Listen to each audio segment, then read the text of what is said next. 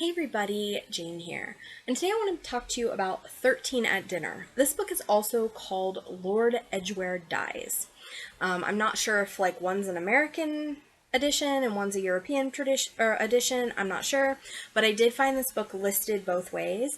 I got the 13 at Dinner though because I'm using this for my my March Mystery Madness prompt, a number in the title. So 13 is a number, and this is a Hercule Poirot mystery.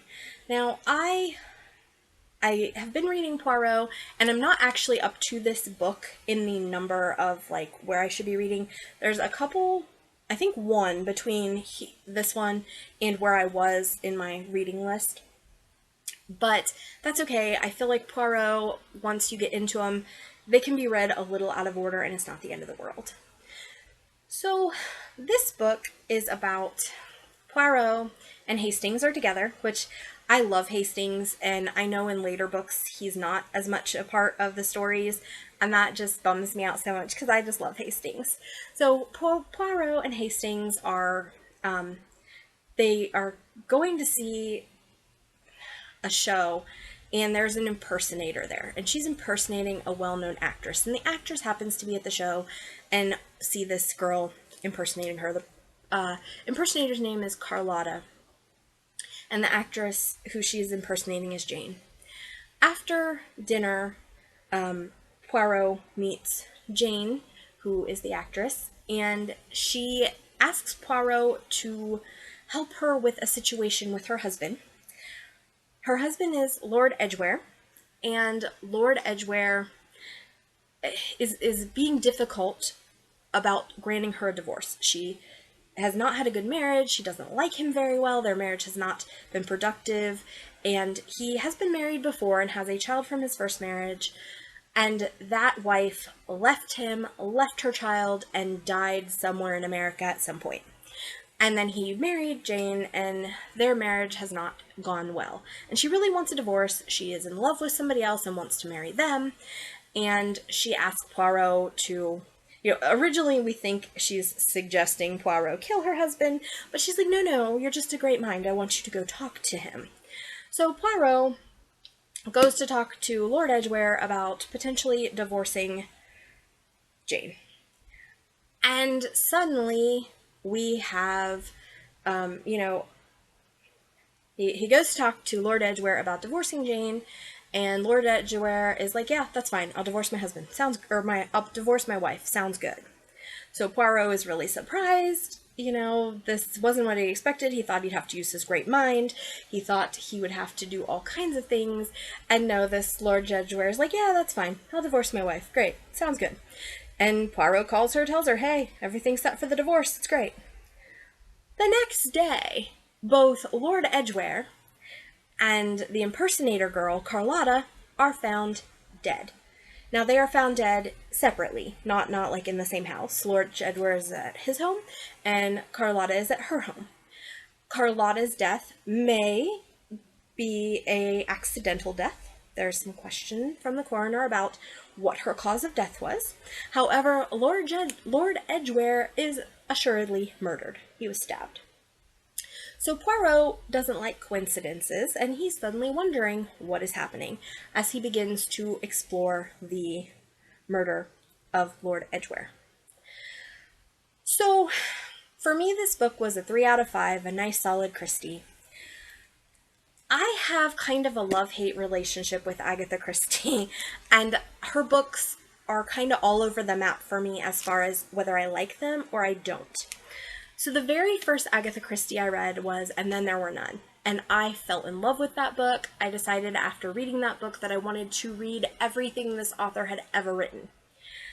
And I'll be honest, I bought a ton of her books and never read them. I was a teenager at the time, and it was like if I saw a Christie book, I picked it up, but for the most part, I never read them. Then, years later, as a booktuber, I stumbled upon Books Like Woe, who is somebody who's big into Christie, and she kind of inspired me to go back and read the Poirots, and to eventually read, hopefully, every Agatha Christie book ever. As I started this project of doing this, I found that I didn't love the Poirot books nearly as much as I expected to, though I do enjoy them. and I really do like the TV series.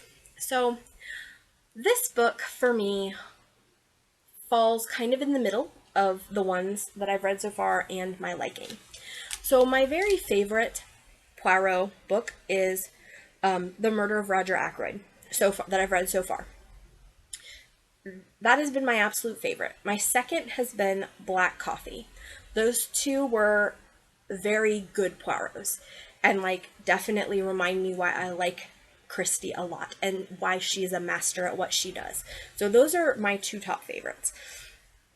And then you have kind of my mid-range books, and that's where I would put this. So my mid-range books are this, Murder at Styles, Murder on the Links. They're fine. They're good. They did the mystery thing fine. I didn't have huge problems with them, but I didn't love them. I wasn't like, afterwards. And then the ones that are kind of lower on my rankings are Poirot Investigates, Mystery on the Blue Train, and then the one that I've liked least is The Big Four. So this is a good solid Christie. We're right in the middle of like my ranking as, yeah, it's fine. So some of the things I loved about this. I loved that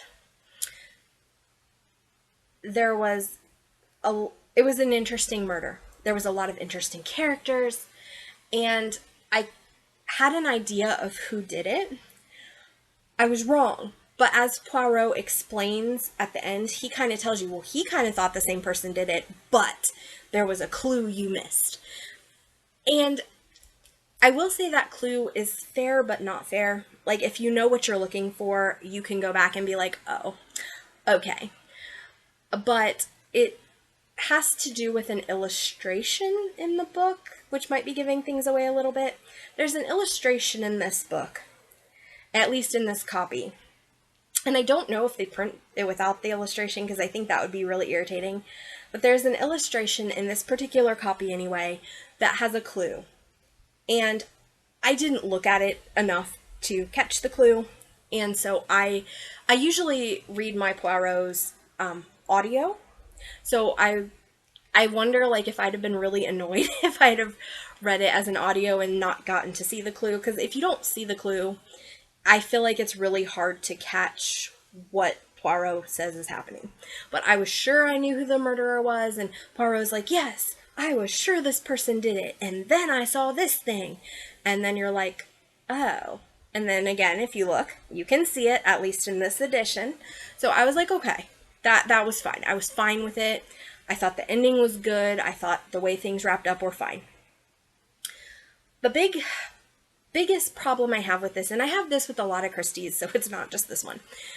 There's a lot of people, and keeping them straight is tricky, especially because sometimes they have very similar names or similar letters in their name. And in this one, that's important because there is a clue involving a letter in a person's name.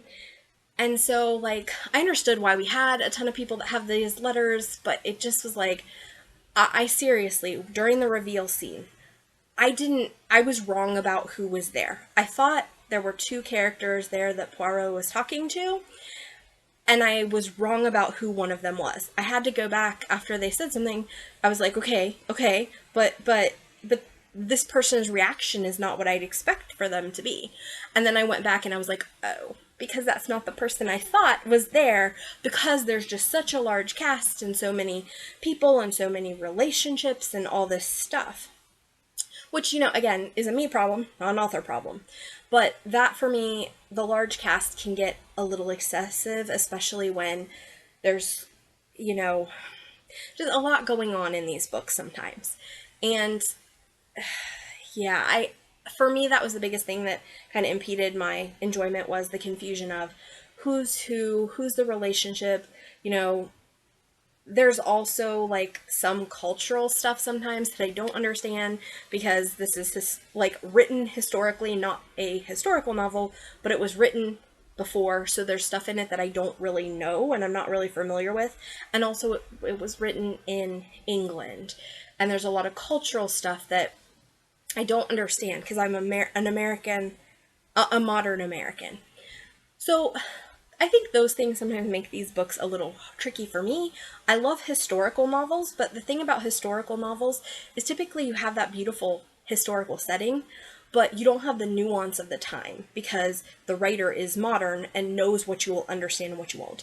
And of course, this book was written in the time, and so it's not Christie's problem, it's my problem to go back and figure out, well, that thing that is a huge clue, I don't know what she means, or I don't know what this was about. I did think the clues were great. Just overall, this story was really great. It was fun to read. I had a good time with it. I did think the cast was big.